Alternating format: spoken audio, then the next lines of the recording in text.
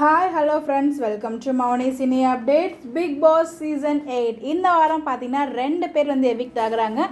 ஐ think இந்த season start ஆகி first double eviction நினைக்கிறேன். So RJ Anand and Sachana அவங்க 2 பேரும் தான் இந்த வாரம் எலிமினேட் ஆக போகிறாங்க.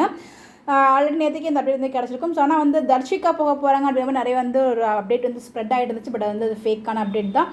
பட் இந்த வாரம் வந்து வீட்டை விட்டு வெளியே போக போகிறது யார் அப்படின்னு பார்த்தீங்கன்னா சாச்சனா அண்ட் ஆர்ஜே ஆனந்த். ஆனால் சாச்சனா வந்து ஃபஸ்ட்டு நாளே எவிக்ட் ஆகி, அது 24 ஹவர்ஸில் எவிக்ட் ஆகிட்டு அந்த வாரமே உள்ளே வந்தாங்க. அவங்க உள்ளே வந்ததுக்கப்புறம் ஏன்டா உள்ளே வந்தாங்க அப்படிங்கிற மாதிரி வந்து பண்ணிகிட்டு இருந்தாங்க. ஸோ எப்படா வெளியில் போவாங்க அப்படிங்கிற மாதிரி வந்து நிறைய பேரோட மைண்ட் வந்து இருந்துச்சு, உங்களை சீக்கிரம் தூக்கி வெளியே தூக்கி போடணும் அப்படின்ற மாதிரி. பட் அதுக்கேற்ற மாதிரி வந்து இந்த தடவை வந்து அவங்க வெளியில் போகிறாங்க.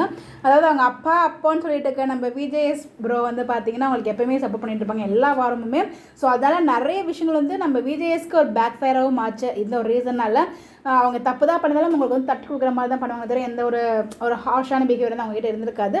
இதுக்கப்புறமாச்சும் வர அப்கமிங் எபிசோட் ஒரு ஃபைனல் எபிசோடாக கொண்டு போய் நல்லாயிருக்கும்னு நினைக்கிறேன். பட் இந்த உண்மையை சொல்லணும்னா இந்த சீசன் அவ்வளோ நான் கண்டினியூஸாக ஃபாலோ பண்ணுறதில்ல. ஸோ அப்போ பேச அப்டேட் பார்க்குறது இல்லை, ஏதோ வீடியோஸ் கேட்குறது அந்த மாதிரி தான். பட் ஆனால் இந்த சீசன் வந்து அவ்வளோ ஃபயரெல்லாம் போன மாதிரிலாம் தெரியல. பட் இந்த வாரம் வந்து பார்த்திங்கன்னா கேப்டன்சி டாஸ்க், அதாவது ரஞ்சித் ப்ரோ தான் இந்த வாரம் கேப்டன்சி டாஸ்க் வந்து வின் பண்ணியிருக்காரு. அந்த டாஸ்க் கொஞ்சம் நல்லா தான் இருந்துச்சு. அதே மாதிரி போன வாரம் டாஸ்க் ரொம்பவே ஃபயராக இருந்துச்சு. அது மட்டும் இல்லாமல் ஒரே நாள்லேயே 6 ப்ரொமோலாம் வந்து பேக் டு பேக் வந்து விட்டுருந்தாங்க.